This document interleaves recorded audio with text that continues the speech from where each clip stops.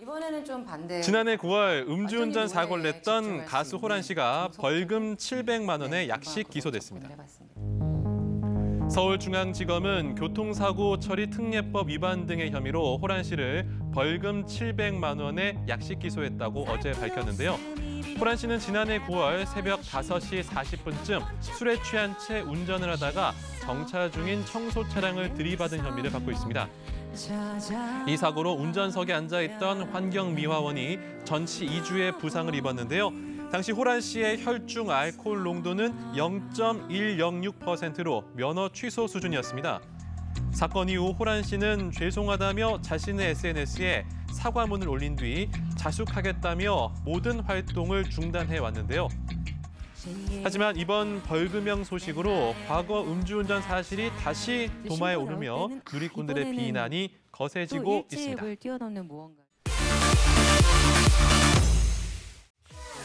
예능과 드라마 OST의 강력한 인기로 연말연시 새 앨범을 낸 가수들이 고전을 겪고 있습니다. 자, 어제 저녁 6시 기준 한 음원 차트의 실시간 순위인데요. 10위권 노래 가운데 7곡이 드라마와 예능의 OST입니다. 특히 배우 공유가 주연을 맡은 드라마 도깨비의 OST와 예능 프로그램 무한도전의 OST가 상위권을 채우고 있습니다.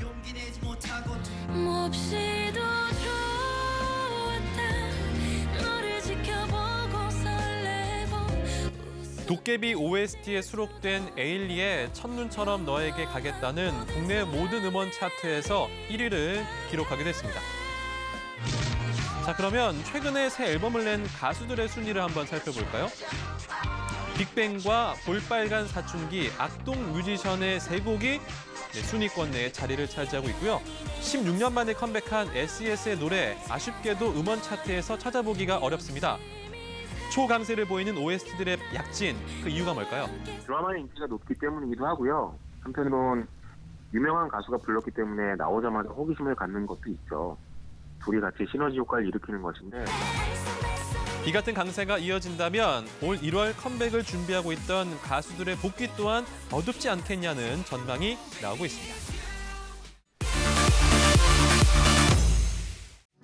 뮤지컬 영화 라라랜드가 미 골든글로브 시상식에서 7관왕을 차지했습니다. 라라랜드는 어제 미국 LA에서 열린 제74회 골든글로브 시상식에서 작품상과 여우주연상, 남우주연상 등 후보로 지명된 전 부문에서 상을 휩쓸었습니다. 골든글로브 역사상 최다 수상작에 등극했다고 하네요. 서로의 무대를 완성해가는 재즈 피아니스트와 배우 지망생의 꿈과 사랑을 그린 영화 라라랜드. 특히 오프닝의 뛰어난 연출력 기억나시죠?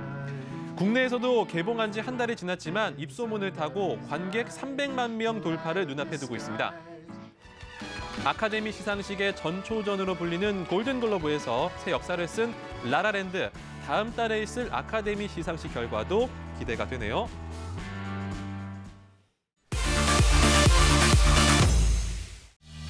지난 한 해 국민에게 가장 큰 관심을 끈 이슈는 다름 아닌 정치였죠. 특히 올해 대선을 앞두고 대한민국의 새로운 대통령이 누가 될지에 대해서 기대감이 높아지고 있습니다. 저는 나라를 구했어요.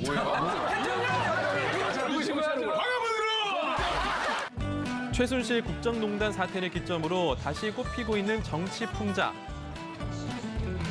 특히 KBS 개그 콘서트의 화제 코너 대통령에서는 국회 청문회 속 인물들을 총 출동시켜서 거침없는 풍자 코미디를 이어가고 있습니다.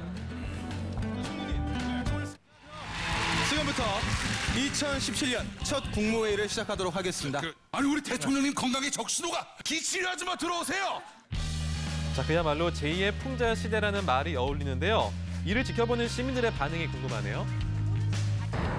대리만족도 느끼고요. 좀 속도 많이 시원한 것 같고. 통쾌하기도 하고 저도 이제 앞으로 정치에 대해서 더 많이 관심을 가져야겠다고 많이 생각했어요. 사실 풍자 코미디가 시작된 건 1980년대 후반입니다. 노태우 전 대통령이 대선 후보 때요. 나를 풍자의 대상으로 삼아도 좋다는 공약을 내세운 뒤 풍자가 개그의 소재로 쓰이기 시작했습니다. 자, 88년 여름 대형 서적 3사의 수필 부문 베스트셀러 1, 2, 3위가요.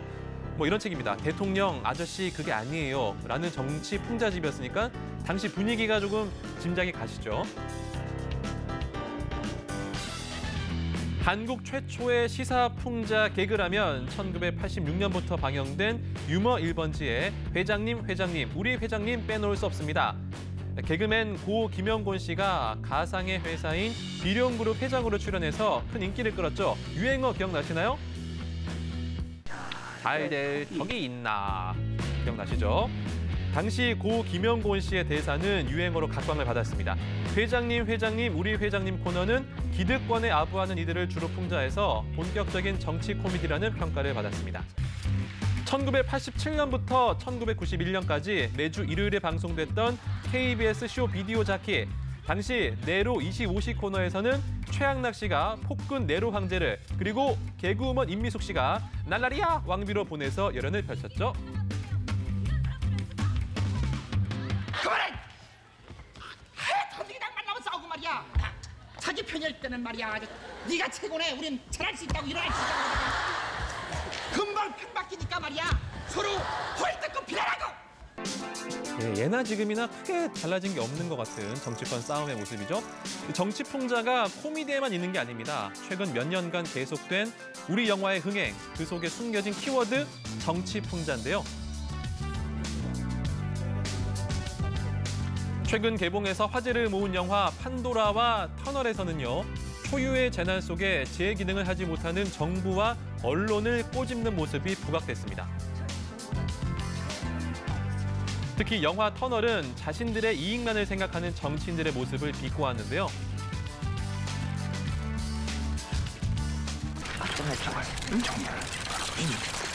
잠시만요. 장관님이 바로 앞까지 오셨는데 조금만 있다가 같이 이동하시죠. 제정신입니까 지금? 한국 영화 최초로 원자력 발전소 폭발이라는 주제를 다룬 영화 판도라에서는요. 위기 상황에 무능력한 정부의 대처 방식이 다뤄졌습니다. 그럼 빨리 주민들을 대피시켜야 해요. 이런 상황을 대비한 대피 계획이 있을 거 아닙니까? 현실적으로 계획 수립 자체가 불가능해서. 이 영화 속 장면이 참 안타깝게도 현실과 묘하게 겹치다 보니 책임감 있는 지도자들의 모습을 바라는 사람들 또한 많아지고 있습니다. 그래서일까요? 2013년에 개봉된 영화 감기에서 대통령 역으로 출연했던 차인표 씨의 연기와 대사가 화제가 되기도 했습니다. 지대공 미사일 발사 준비하세요. 분당 상공에 전투기 출현하면 바로 격추합니다. This is unacceptable. You have no authority to countermand my order. Those people, they are my people. 원더풀. 사회 현실을 풍자하는 영화들 올해에도 쏟아질 예정인데요. 택시 운전사 그리고 특별 시민이 바로 그 영화입니다. 사회 현실을 다룬 작품들 계속해서 제작되는 이유가 뭘까요? 현실에서 이뤘으면 하는 그런 바람들이 영화에선 해소시켜주는 부분들이 있기 때문에 시민으로서 관객이 요구하는 바가 영화에 반영이 되고 한편으로 대한민국 사회의 어떤 좀 바람이라고도 할 수 있겠습니다. 영화보다 더 영화 같은 대한민국의 현실이 불러온 유행. 2017년 대한민국은 지금 풍자 시대입니다. 지금까지 강승화의 연예수첩이었습니다.